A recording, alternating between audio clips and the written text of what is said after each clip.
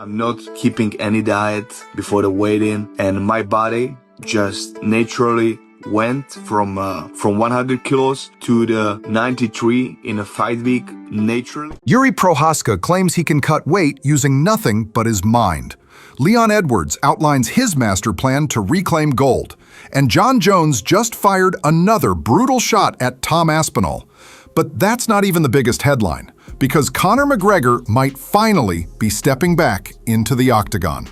This week in MMA has been pure chaos, from mysterious injuries to mental weight cuts and dream fights on the White House lawn. Welcome back to Fight Grid, where we cut through the noise and bring you everything that really matters inside and outside the cage. Let's start with one of the strangest weight cut stories you'll ever hear. When Yuri Prochazka talks, you either think he's a genius or an alien. The Czech samurai of MMA has always been known for his intense, almost spiritual mindset. But what he revealed recently on Demetrius Johnson's podcast might be his wildest claim yet. Like the next day, I have 97, 98 kilos. Yuri says he doesn't follow any diet, doesn't cut food, doesn't even touch a sauna before fight week. Instead, he claims his body naturally drops from 100 kilos to 93, purely through the power of thought. No macros, no cardio hell, just meditation, visualization, and the belief that his body will obey his mind. In his words, I feel my body and I just know when it's time to go down. I think about it and it happens. Demetrius Johnson was floored. Fans are split. Some say Yuri's mindset mastery is next-level discipline. On the other side from myself wants to live just in the forest, in the small house, and practice day by day, just practice and going for the mastery day by day, nothing else.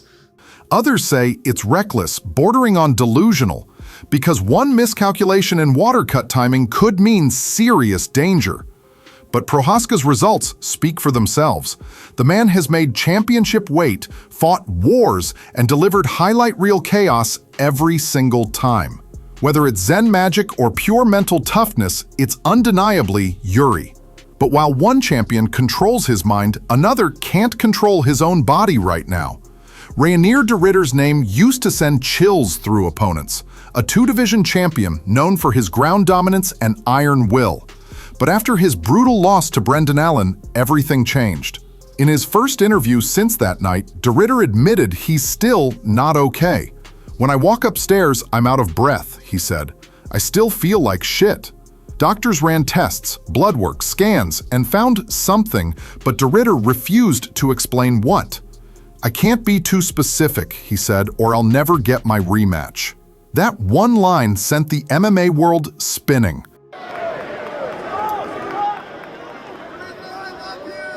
That's also Brendan. I know you spent some time with Coach Rufus. That's a massive loss to the mixed martial arts community.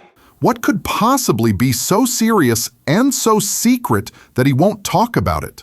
Fans speculate it's a post-viral issue. Others think long-term cardio damage. But for now, Reinier's fighting his toughest opponent yet, his own body. And while he struggles to breathe again, another fighter says he's never felt stronger. Leon "Rocky" Edwards isn't hiding. After losing the belt, many expected him to disappear quietly, but Leon's not built that way. Ahead of his return fight against Carlos Bratz at Madison Square Garden, Leon sounded more confident than ever. This is the best I've ever felt in my life, he said. I'm sharper, faster, hungrier. I've fought all the wrestlers, now it's time to remind the world who the best striker really is. Not really, I just don't like him. I mean, I don't think wouldn't be friends outside the sport. I wouldn't know who he is, you know what I mean? So, no, not really. His roadmap is clear. Beat Bratz at MSG, face Ian Gary by early spring, and go for gold by summer 2026. It's an ambitious timeline, but the welterweight division is wide open. Edwards knows that every dominant performance puts him one step closer to redemption. And fighting in the iconic MSG arena? That's legacy fuel. But while Leon plots his comeback, the fans are fixated on another fight, one that might redefine how we see Islam Makhachev. Ever since the Islam versus Jack Della Maddalena fight was announced, the internet went wild with theories. JDM don't wrestle, but he was defending well, and he puts damage on you. Off rip. Starts putting damage on you, and he can box. So how do you see that fight with him and Islam? Does he have the ability to beat a guy like Islam? He'll get takedown attempts coming at him very early. This time. The last fight, he didn't have to deal with that when he was fresh. Jack's way bigger. Islam's moving up too far. This is unfair. Turns out, none of that's true. In a recent interview with Israel Adesanya, Jack revealed he walks around at 87 kilos, roughly 191 pounds, the same exact number Islam gave in his last pre-camp media appearance. No massive weight advantage, no David versus Goliath story, just two elite technicians, same size, different styles.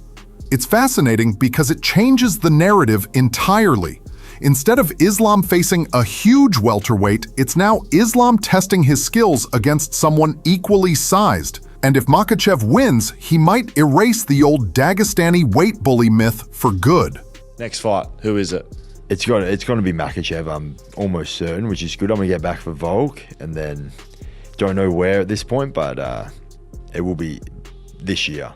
But while those two are about to clash, one man who's already conquered multiple divisions just took a different kind of trip, this time to Europe. Alex Pereira might be the scariest striker alive, but this week, he looked like a tourist on vacation. Videos of Pereira, Diego Lopez, and Mina Drama sightseeing in Rome hit social media, showing the champ laughing, eating pizza, and goofing off around ancient landmarks. Fans loved it. For once, Pereira looked relaxed, a rare sight from the usually stone-faced warrior. But eagle-eyed viewers noticed something interesting. Even while traveling, Pereira's morning routines included resistance bands, light shadow boxing, and early morning jogs through Rome's streets. I know he doesn't make the fights, it's what the UFC wants to do, but if it was up to him, what does he think is the most exciting and most probable matchup next? Peso pesado. Casa Branca, Jon Jones. He might be on vacation, but that killer discipline never sleeps. Still, someone else clearly isn't enjoying peace right now. Jon Jones, never one to stay silent, just reignited the heavyweight division's hottest feud. If you thought Jon Jones was done talking, think again.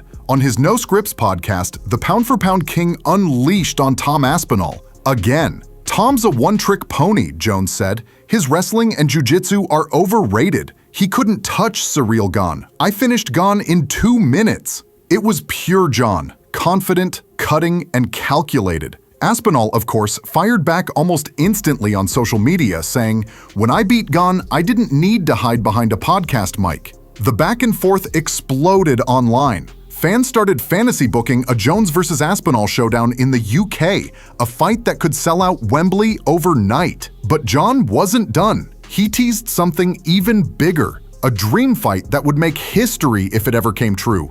You heard that right. Jon Jones says he wants to fight Alex Pereira at the White House. In his podcast, Jones called Pereira a respectful warrior, a global star, and the perfect opponent for a true blockbuster. He said, that fight would bring the whole world together. The GOAT versus a legend, two respectful champions. No trash talk, just greatness. It's insane. A Jones versus Pereira super fight would be one of the biggest combat sports events of all time. And when Jon joked about doing it on the White House lawn, the internet went nuclear. Pereira hasn't responded yet, but UFC fans are already dreaming of a card so massive that even presidents might watch ringside. But while Jones and Pereira play fantasy matchmaker, someone else just dropped a hint that shook the MMA world. The king of comebacks himself. For months, Conor McGregor's comeback has been nothing but rumors, false starts, and broken promises. But this week, something changed. Conor posted a training montage showing full contact sparring, heavy conditioning, and his signature left hand snapping back with real fight speed. The caption? Just 2 words.